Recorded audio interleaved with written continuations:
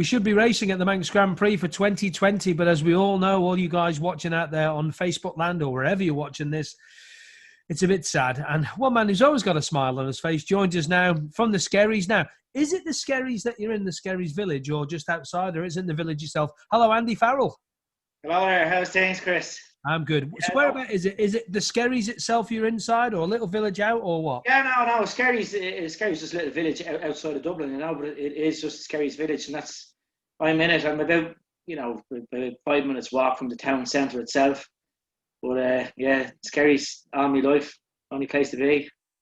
We stayed there when we came down for the old Killer Lane races launched, I think, 2 years ago, or last year, maybe it could have been actually. And we stayed by the cricket club there. Great set of people in the cricket club. And we had a walk along the coast and a little tea hut in the corner. What a beautiful little village. The fishing village. Lovely, isn't it? Yeah, it's cracking. That's what I've been doing myself these days now, out doing a bit of fishing but no racing. So okay. To catch much? Enjoying that. You catch much? Yeah, just catching mackerel mainly, Some nights you go out and you could catch 100, other nights you go out and you catch nothing. But you're always coming in about 20 or 30 mackerel, so there's always plenty of people to take them off your hands as well, so it's pretty good. Oh, yeah. Yes, I know that feeling well. All right, let's look at Manx Grand Prix, because you should be here. Well, I know you tried this, but you should be here, probably helping somebody out, which I know you probably will have done. Were you going to enter this year, or was last year the knock on the head? Was that done? No, I hadn't intended on entering this year. Ideally, I hadn't intended, I think last year with the Manx, I had intended on going to do the Classic TT, enjoy that, and do the Manx Grand Prix and just enjoy that as well. Go with no pressure. After winning, after getting me 120 lap, I just really wanted to go to the Manx and enjoy it for what it was. All the years I've been going, I've been really enjoying it. But then once you start getting, running at the front, you've got expectations, a little bit of pressure on yourself, and you really want to do well, and when you put too much pressure, like 2015 and 16, I ended up running out of talent, as they say. 2017 didn't really happen for me. I had bike issues with the 600. I did get a podium on the Super Twin, but I think 2018 being my good year, I just wanted to do the best that I could do. I didn't think about any results, and I had tried it, intended on going back last year, just having a bit of fun, but unfortunately I started running at the front, and when someone gives you a pit bar that says P3, you don't shut up,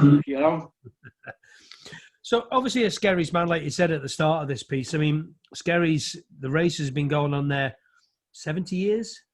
70 plus years. I'd be shot now for not remembering what it is. It's definitely 76, 77, maybe something around that. Because you used to run through the village, didn't it, at one point, to the centre of the village? Was that right? Yeah, it used to be the Leinster 200 going back many, many moons, So it ran the opposite way in through the village, out of Skerries into Rush, I think, across the Lusk, back out through Lusk into Skerries, There'd been a couple of variations on the track and that, and, to what we have now, which is, known as the Skerries 100.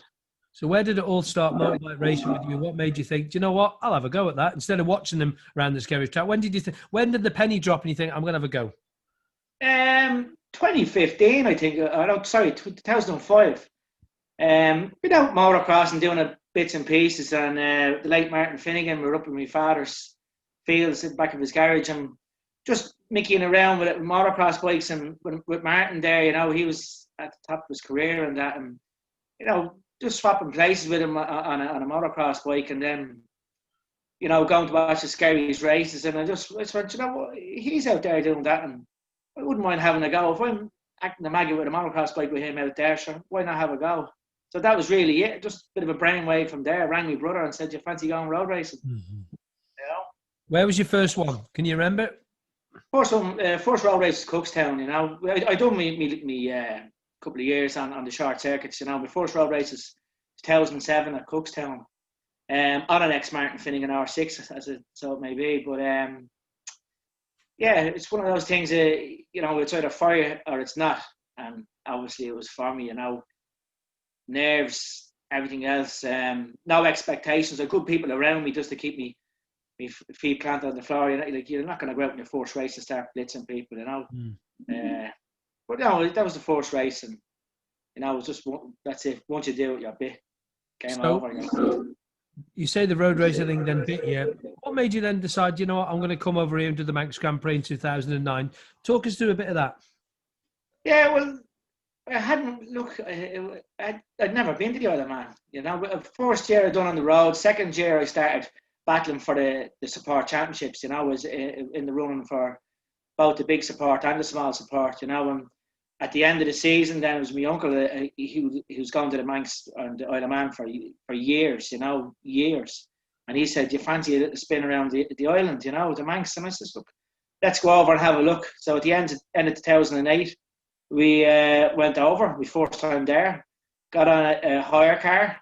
We're heading up to, I think it was Mike Kelly, you know, from Manning Collections. When we were going up Bray Hill, he told me this was Bray Hill, and I said, "Not a hope, man." I said, "This isn't Bray Hill." And he goes, "This is Bray Hill." And I said, "There's no way in the world someone goes down here flat out looking for more." And he says, "They do, and you will." You know, and that was basically my introduction. I done some laps down with Mike and my Uncle Val in the cars, and educational lap. My first lap, I think they spent most of the time trying to scare the life out of me by telling me who crashed here, who crashed there. You know, it was one of those. But yeah, look, you know, it come over once you get a bit of a flavour for it. Once you start to see it, and you know, putting pieces together, you know, start watching onboards and that, you know. I didn't realise it was going to take over my life as much as it did, you know. But you know yourself, you know, the Isle of Man it's a magical place. It's just a mystical place, you know. And if you give your first flying lap, you know, it just consumes you, you know. That's it. You're like, road racing is one thing, but the Isle of Man is just the next level, you know. It's just fantastic. It's unbelievable, you know. And a podium in that first race is Adrian Kershaw and Andy Lawson. That's right, yeah, late Andy Lawson. Yeah, that was, Nice we started off in twos back then. And I remember we chose to do the newcomers on the 400. And we done up with blow up engines. The whole practice, we were popping engines to beat the band. And I think the night before the race, we had 3 engines out on a bench, and we just made an engine out of what we could. My uncle told me, he says, "Look, go out 3 laps. If it's still running on the last lap, give it a bit of a go." So that's what I did. Just minded myself for the first 3 laps. Didn't over rev it. Watched all my gear changes. I can't think the guy that started off beside me, Ross Johnson or something might be by his name. But I remember on the last lap going around the veranda, literally banging ferns wheel to wheel with him and going like, "Geez, this little lad's a bit eager, isn't he?" But then I was eager myself. I think I followed him into the nook and just passed him, going around the outside of the nook, and with that, then I took him for 3rd place. Ross Richards, it was Ross Richards. Ross Richards, that who it was, yeah. 2 seconds it was at the end. Yeah, 1 hour 10 minutes 5 for you, 1 hour 10:7 for him, and you were only 6 seconds behind Andy Lawson, who was in 2nd position. So you weren't far off that. Yeah. God, that was no. But I never really looked at the time, to tell you the truth. I just I distinctly remember banging ferns with him, literally him leaning on me around the veranda. It wouldn't be something that you'd be used to doing back on the roads here over here, you know, banging ferns. But like, it was a good race, you know. I think the conditions were a bit wet for the newcomers race. One of those Manx years, you know. But it was good, and you know, obviously standing on the podium down with Andy Lawson, and I got to stand on the podium again with him in 2014, you know. So we went to the Junior Manx Grand Prix that year, 37th. Your mate Miko Sweeney beat you in the race. Though, where was Miko? Miko was 10th in that race. Jack McElvenna won the race. Sadly missed Guy as well. Yeah. Absolutely. And let's move forward a little bit further. Then your next podium, as you said, was the Manx Grand Prix 2014 in the junior, and it just wasn't going to happen. You then got second in the lightweight in 2017, and then 2018, boom. That's still great. It's still there, isn't it? I can see it in your eyes now. Yeah, look at it. It never leaves you. You know, it's as I say, I knew I had a fair idea what lap speed. I knew I could do a 120 on a 600, and I hoped I could do close to a 115 on the 650. You know, and I went with a totally different approach. Cam probably fitter and lighter than I ever was, and just said, right, look, go out and do your lap times, what you know. just try and be inconsistent as you can, and if it's there, it'll happen. If it's not there, and you do your best, you know. I knew my speeds. A bit lucky, you know, with Chalky breaking down the second race and that, you know. But I've had bad days and good days, you know, and just the stars aligned for me there, you know, was fantastic, you know, just to finally do it, you know. And then a third place is the final Manx, if you want to put it when you want to be going to the front. Third position in the junior, 11th in the Superbike Classic TT, but we'll gloss over that. But that there, and I remember you coming in after that and you saying, that's it, done. Yeah, I hadn't really intended to go out and really push as hard as I was. You know, I wanted, like I remember talking to you before the race and you asked me, do you fancy me chances? So I said, no, I'm only out here for a bit of a spin. And that's literally what I did. I went out and turns out I done my fastest ever first lap from a standing start. I think it was a 119 and a half from a standing start. Put me in the running for the front, you know. So, like I say, when you get the pit boards, put you on a podium, you can't really shut it off, you know. I caught the guys in front of me, Stephen Parsons and Proctor, is it? Proctor, yeah. Proctor, I won't say anything bad, but we started racing on the road, you know, after catching 20 seconds on him. You know, he was holding me back, pushing me, and we're getting tied up in each other, and a bit of frustration, I think, really. I was pushing and coming through Glen Helen, I took the front. Just for a second, just folded on her side. I just felt the bike lying my leg, and I picked it back. I didn't intentionally pick it back up, I just gripped. So I spent the next mile or so giving out to myself, you know, like this wasn't what I came over to push that hard. You know, I came over to enjoy it, which I did, but you know, no one was going to beat James Hind, in my opinion, in the lightweight races. So I kind of just said, look, take myself out of the equation, and if someone because if I knew someone go out and give me a pit board to say, you know, I'm in the top 3 position again, I'd push hard again, and I just wanted to really enjoy myself, you know, and didn't want that. So I made it back to the podium, made it back to the 3rd place, and I said, right, look, be good to yourself now and take a step away from it, you know. And regretted saying that ever since. Yeah, I'm sure you have. You've got a T-shirt on there. Just stand up a little bit. You've got to just stand up as. Yeah, that's the old sponsor, Ollie's Place. There was some party. You know, on the Ollie's Place Super Twin. There was some party for you boys after the Manx Grand Prix wins, wasn't it? I think it continued until the dinner in January, February time next year, didn't it?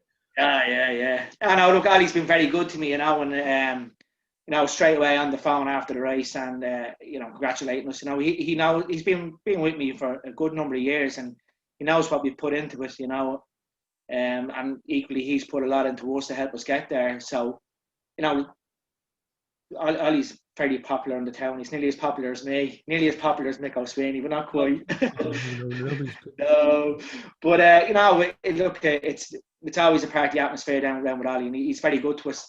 It's a great place to be. You know, you're surrounded by your friends and that, you know. So he always puts on a good show, and you know, we enjoyed it. You know, it was hard work, and that, you know, and it paid off, and you know, he could see what it meant to us, and you know, equally it meant a lot to him as well to be a part of it.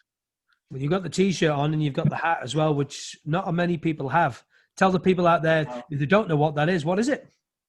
It's the Tommy Club. Yeah, it's for those who lap over in excess of 120 mile an hour at the Manx GP. So I'm number 19. Couldn't tell you what my speed was. 120.2, I think it was. Wow. Like that, I done it in the senior after winning the two Super Twin races. It wasn't something that I expected. I'd been caught by a rider, and I just basically followed him home. I could have pushed on in places, and I said, look, there's no point in messing up someone else's race.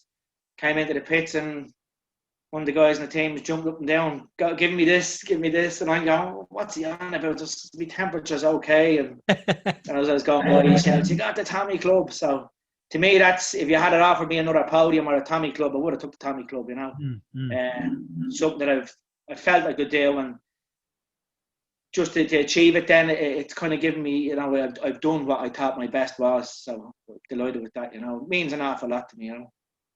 Well, a little message finally from you to the guys at the Manx Grand Prix Club would be much appreciated, because I know they're all as frustrated as we all are, really. You know, there's been a little bit of racing so far this year with you got your Scarboroughs going on. Derby's got a bit of stuff going on up there too, but obviously nothing in Ireland, possibly Cookstown, but the way it's all going. Just a little message for them, Andy. That'd be lovely from you. Yeah, look at please God, all will go well for next year. They're a fantastic club, fantastic group of people. And I think the Manx is such a friendly race.